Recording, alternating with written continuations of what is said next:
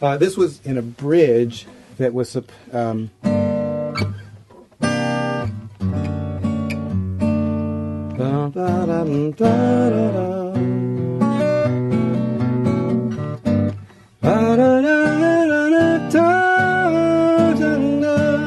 But, again, just a mistake. I played... Missed it by half.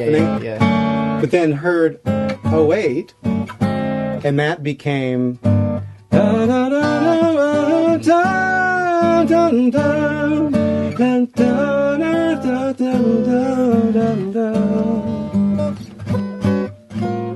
That's very jazzy, though, isn't it? So, yeah, that whole song kind of went that way, but a lot of it was just making mistakes. But I think the other interesting thing is sometimes when a song starts getting away from you because you're being too intricate and you're not thinking about the arc of the song, you're just going for the little bits in between, and they're great chords, but, you know, somebody has to say to you, hold on just a second. Mm-hmm.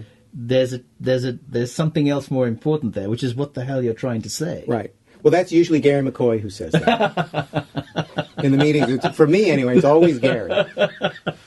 So is that a criticism you have that whereas you could go for the simple option? I mean, in Fly Away, isn't it? Fly Away Home. Fly Away Home. Mm-hmm. There's at the end of the chorus, you could stop a whole section before you do. Just play the chorus of that if you can. The chorus of Fly Away Home.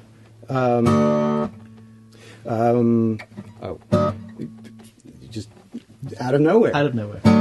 Fly away, look in your heart. Dream a few dreams of your own. Fly away, here's where it starts. Off on your own. That's right. Now Fly away. That is not what I would have expected there, and that's what is great about that. All on your own, fly away home. Oh, the extra. You'd expect the fly away home to be a whole phrase before that. Yes, fly away home. But you actually add that on, and that's what you do in all your writing because I like chromatic movement. Right. That's what happens. And what you do is.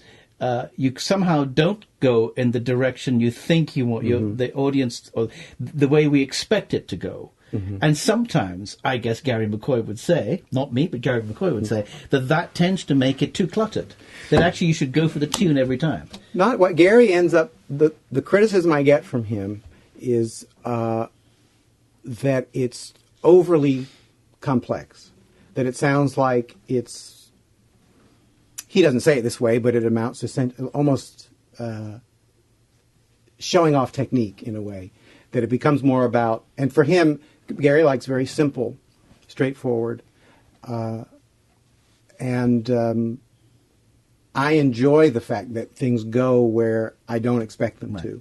So I tend to follow that. Now, there is something to be said, I think. Again, if we're in a workshop setting... Sometimes it's hard for just a vocal and guitar to carry the weight and the momentum that goes with an unexpected change.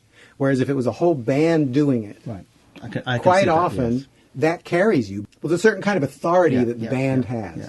If everybody's doing it, it must be meant to go that way. And I have had things where people said it felt odd to them when they heard it the first time, just my playing it acoustically. But when a band recorded a demo on it, it seemed to make perfect sense.